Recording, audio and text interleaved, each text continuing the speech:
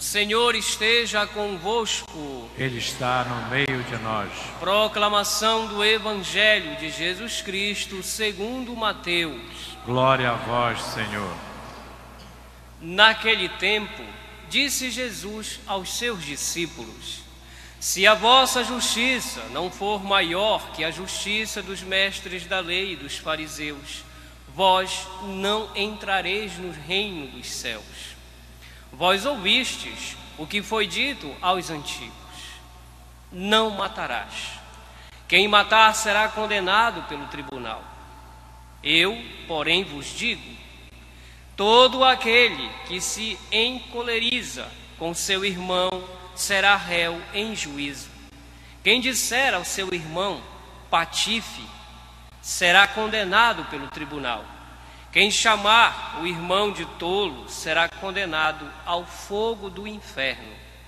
Portanto, quando tu estiveres levando a tua oferta para o altar e ali te lembrares que teu irmão tem alguma coisa contra ti, deixa a tua oferta ali diante do altar e vai primeiro reconciliar-te com o teu irmão. Só então vai apresentar a tua oferta. Procura reconciliar-te com o teu adversário enquanto caminha contigo para o tribunal. Senão, o adversário te entregará ao juiz. O juiz te entregará ao oficial de justiça e tu serás jogado na prisão. Em verdade, eu te digo, dali não sairás, enquanto não pagares o último centavo. Palavra da salvação. Glória a vós, Senhor.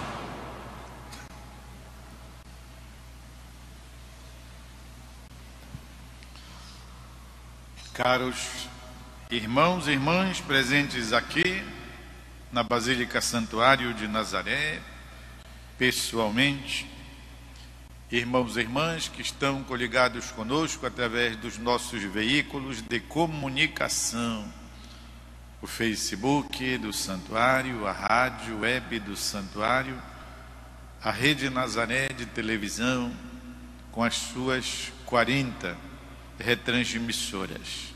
É muita gente que está participando, pois, da celebração, conquanto televisionada, transmitida, mas é, sim, uma maneira de participar.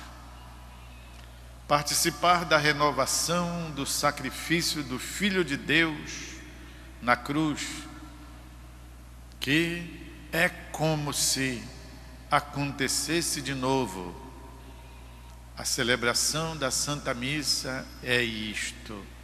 O valor sacrificial da Santa Missa é este, que acontece tudo a cada celebração como se fosse, uma vez mais, a imolação do Filho de Deus na cruz.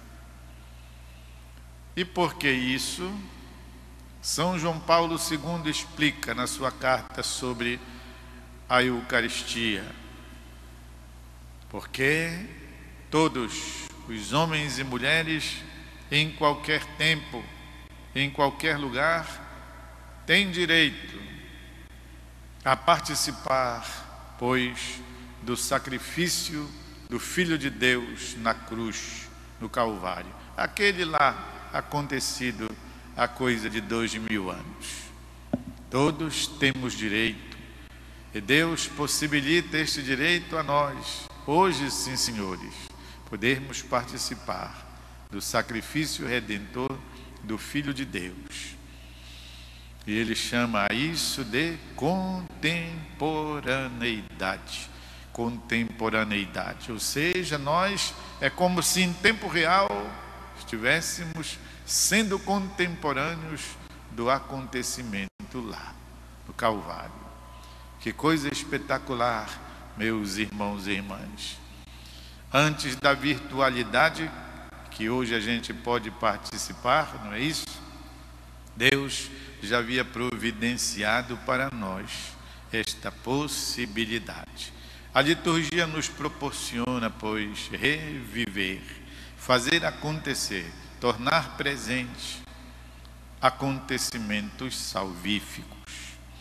Por isso estamos nós aqui hoje participando da celebração da Santa Missa, que queremos, pois, como já dito, fazê-la a Missa da Santíssima Eucaristia, quinta-feira. Estamos lendo nestes dias o Sermão da Montanha. Como o Evangelho de São Marcos é curto, São Mateus vem em nosso auxílio. E iniciamos do Sermão da Montanha. É maravilhoso o Sermão da Montanha. Ele é longo, mas ele é completo, é perfeito. E nós estamos hoje ainda no capítulo 5º, porque são 3 grandes capítulos, o 5º, 6º e o 7º, aonde chegaremos ao sumo, ao auge, ao ápice do que é o cristianismo: amar os inimigos. Isso é alguma coisa tão contra a nossa natureza, não é? Que a gente ainda hoje não acredita, não vive. Amar os inimigos. Mas é aqui que está a grande diferença. Já preparando-nos para isso, Jesus hoje nos ensina sobre o negócio da justiça. Deve ter algum diferencial entre a vida do cristão e a vida das pessoas comuns. Jesus diz isso: se a vossa justiça não for maior que a justiça dos mestres da lei e dos fariseus, não entrareis no reino dos céus. Isso porque nós temos o próprio Jesus a legislar para nós. Não mais uma lei velha, como a de Moisés, que não foi abolida, mas foi englobada na lei nova que nosso Senhor Jesus Cristo está promulgando agora no Sermão da Montanha. Qual? Novo Moisés, subiu o monte como Moisés, sentado como Moisés, pois é sentado que o legislador executa a sua função de dar as leis. Assim Jesus. E preparando-nos para o centro, que é o perdão dos inimigos, Jesus começa a dizer: ouvistes o que foi dito, e começa a passar limpo os mandamentos. Não matarás, quem matar será condenado pelo tribunal. Eu, porém, vos digo que não precisa atirar, nem esfaquear, nem atropelar, nada disso. Mas quem já se encoleriza contra o seu irmão já será réu de juízo. E aquele que disser para o seu irmão patife, esse já está condenado pelo tribunal. E também será condenado aquele que disser ao seu irmão tolo, já é digno do fogo do inferno. Queridos irmãos e irmãs, um grande professor de Sagrada Escritura na Universidade Urbaniana de Roma, nosso professor de sinóticos são os 4 evangelhos parecidos, Stefano Virgulin se chamava.